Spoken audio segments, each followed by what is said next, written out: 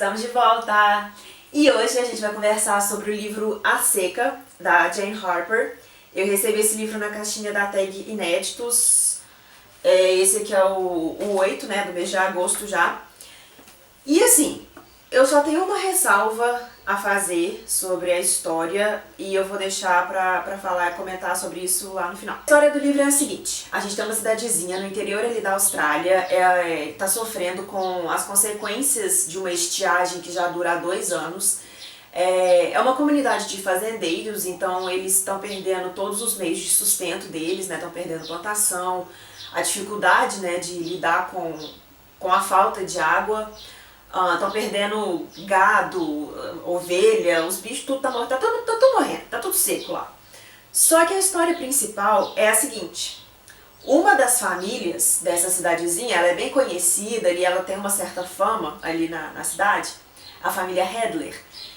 Ela é encontrada morta um certo dia lá pelo entregador lá do correio. Ele chegou na casa, ele viu que a porta estava aberta, ele viu a senhorita Hadler, senhora, né, Hadler, estirada assim no chão, com um tiro na barriga. Aí o filhinho do casal morto também no quartinho dele, o neném no quarto, o neném ficou vivo, ele estava esgoelando lá no bercinho dele. E o senhor Hadler, que eu esqueci o nome dele, ele foi encontrado em um outro lugar, na caminhonete dele, também com um tiro na cabeça. E devido às investigações feitas ali bem rapidamente, foi declarado que foi um assassinato seguido de suicídio. Aí eles colocaram como se fosse o senhor Hadler que matou a esposa e o filho e depois se matou. E o nosso personagem principal, o Aaron Falk, ele era amigo de infância, né, do Hadler, e o pai dele escreveu uma carta comunicando, né, da morte dos familiares e meio que intimou ele a comparecer no funeral, já que ele há muito tempo não retornava à cidade natal. E aí mais pra frente na história a gente vai ficar sabendo o porquê que ele saiu da cidadezinha dele lá. Coincidentemente ou não, o Aaron Falk, ele é um agente federal. Ele trabalha, na verdade, na parte de documentação.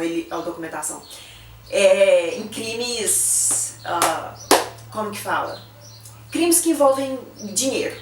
Ele é a pessoa que faz a análise ali do dinheiro, pra onde que foi, se foi roubado, se não foi, essa parte mais burocrática, assim. Ele não é um detetive, assim, que a gente conhece. Mas enfim. E assim, como é uma cidade muito pequena, o povo é muito simples e tudo mais, eles começaram a enxergar sinais onde não existiam. Eles falaram que o Sr. Hadler estava passando por dificuldades financeiras, que ele pirou, né, por causa da seca e resolveu matar todo mundo, como se fosse uma forma de aliviar, né, essa tensão, essa situação ruim que eles se encontravam. Eles começaram a dar desculpa, só que ao mesmo tempo acusando o Sr. Hadler de ter matado a esposa e principalmente o filho, né? Que tipo de pai é cruel nesse nível pra matar o próprio filho. E assim, o xerifezinho da cidade, ele acabou de chegar, ele é super novo, ele não conhece ninguém, ele tá tipo, caiu de paraquedas ali sem saber de nada. Ele achou aquilo tudo muito estranho. Então ele começou, quem fez a investigação do crime, na verdade, foi um condado do lado. Né, é um condado maior, é uma cidade maiorzinha, então eles assumiram o caso. Só que esse xerife, ele achou tudo muito estranho, ele começou ele abriu a investigação dele.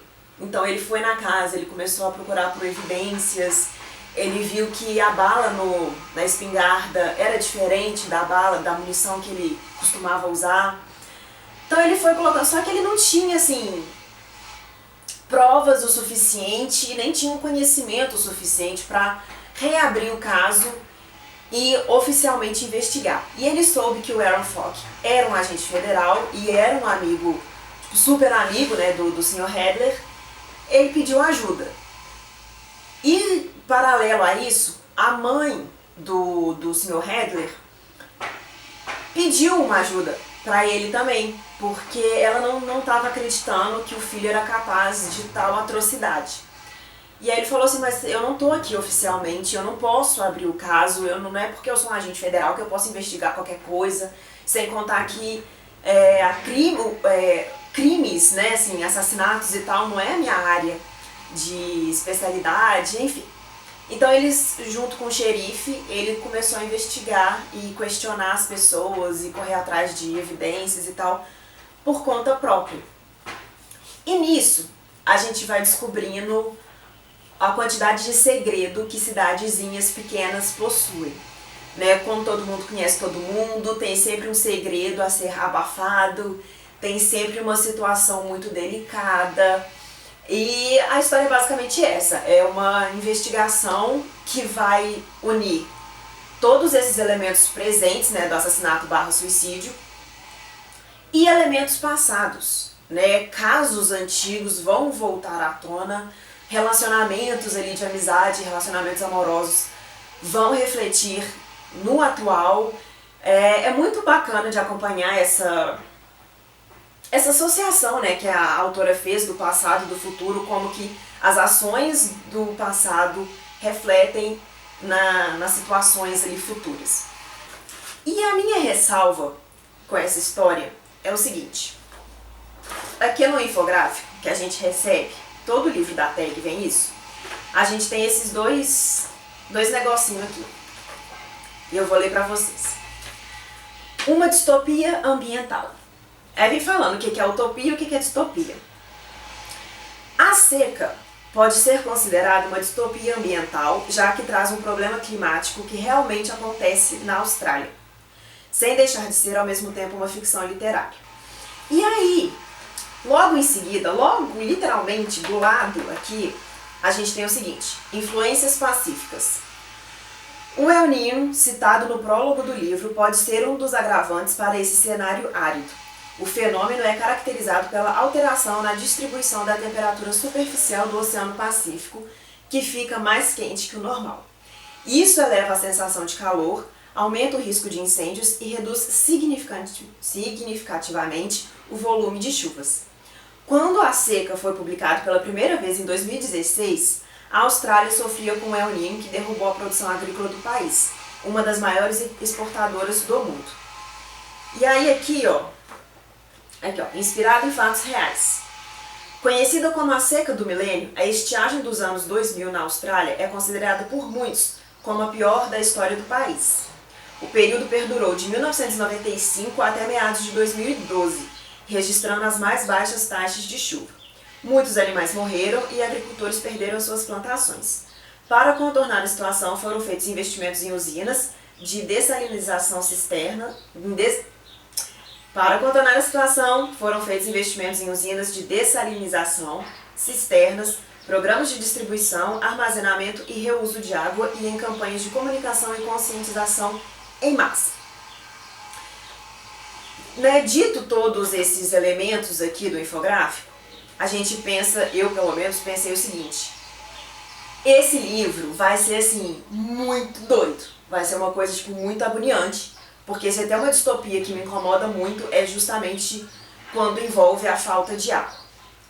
E aí o seguinte, o meu conceito de distopia é baseada nas distopias do Huxley, né, que ele envolve a questão tecnológica, a questão do Orwell, que é uma distopia política.